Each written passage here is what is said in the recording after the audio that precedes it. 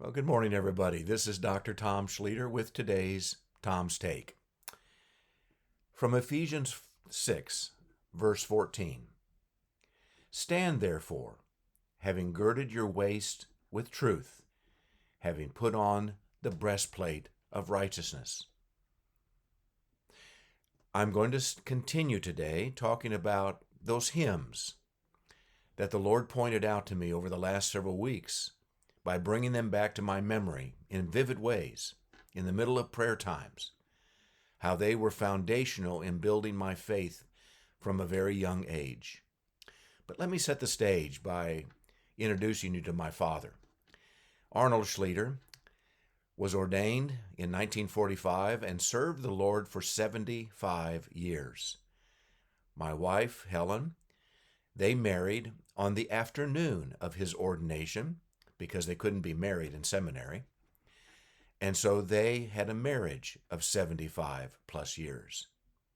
My dad always loved, as well as my mom did, the hymns of faith. They started their ministry in western Iowa near Sioux City, where I eventually was born.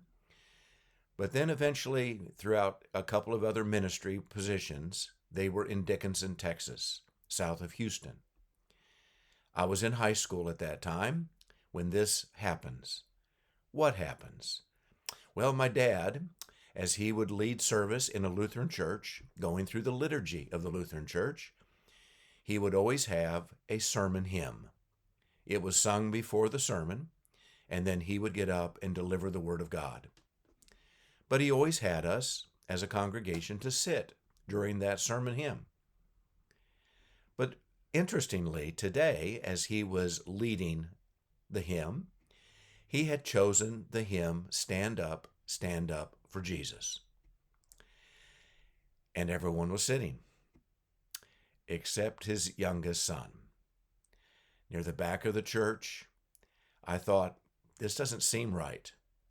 And I stood up to sing this hymn. Eventually, people around me started standing. Pew after pew started standing. And then all of a sudden, everybody was standing. And I noticed my dad looking around the pulpit where he was seated and noticed everyone was standing. So he stood as well. I remember at lunch that day after church, he asked, who was it that stood up during the hymn? That would have been me, Dad. I believe to this day he smiled and was happy because it took a little courage with a high school student to stand up when nobody else was standing up. Wow.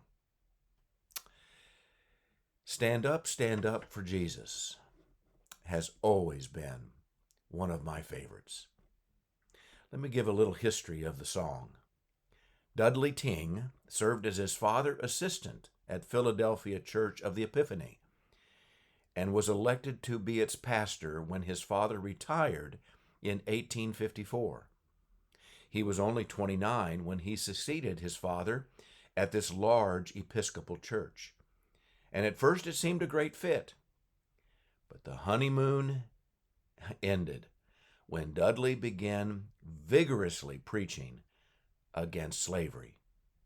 Loud complaints rose from the more conservative members, resulting in Dudley's resignation in 1856. He and his followers organized the Church of the Covenant elsewhere in the city, and his reputation grew. He began noontime Bible studies at the YMCA, and his ministry reached far beyond his own church walls. Dudley had a burden for leading husbands and fathers to Christ, and he helped organize a great rally to reach men. On Tuesday, March 30th, 1858, 5,000 men gathered. As Dudley looked over the sea of faces, he felt overwhelmed. I would rather this right arm were amputated, remember that, at the trunk, than I should come short of my duty in delivering God's message, he told the crowd. Over 1,000 men were converted that day. 2 weeks later, Dudley was visiting in the countryside, watching a corn thrasher in the barn. His hand moved too close to the machine, and his sleeve was snared. His arm was literally ripped from the socket, the main artery severed. 4 days later, his right arm was amputated close to the shoulder. When it appeared he was dying, Dudley told his aged father, "Stand up for Jesus, Father, and tell my brethren of the ministry to stand up for Jesus."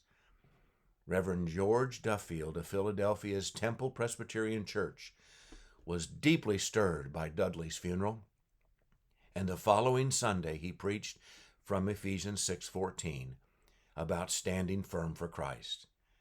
He read a poem he had written inspired by Dudley's words. Stand up for Jesus, ye soldiers of the cross. The editor of the hymnal heard the poem, found it appropriate music to go with it, and published it. Stand up for Jesus soon became one of America's favorite hymns, extending Dudley's dying words to millions. Stand up for Jesus, ye soldiers of the cross. Lift high his royal banner, it must not suffer loss. From victory unto victory, his army shall he lead, till every foe is vanquished, and Christ is Lord indeed.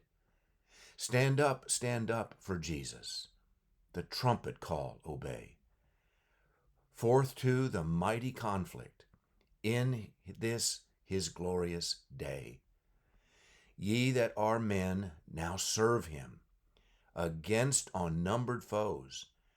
Let courage rise with danger, and strength to strength oppose. Stand up for Jesus. Stand in his strength alone. The arm of flesh will fail you. Ye dare not trust your own. Put on the gospel armor, each piece put on with prayer. Where duty calls and danger, be never wanting there. Stand up for Jesus. The strife will not be long. This day the noise of battle, the next the victor's song. To him that overcometh, a crown of life shall be. He with the King of glory shall reign eternally. My friends, it's time to stand up for Jesus. It's time to stand up for the kingdom. I'm amazed at Dudley when he began to preach vigorously against slavery. Maybe much like William Wilberforce and all that which came against him, even having to leave that first church parish. But it did not stop him, and it won't stop us. No one else may stand, but I will. Will you? Let's stand up for Jesus, you soldiers of the cross. Be blessed, and I'll be with you again tomorrow.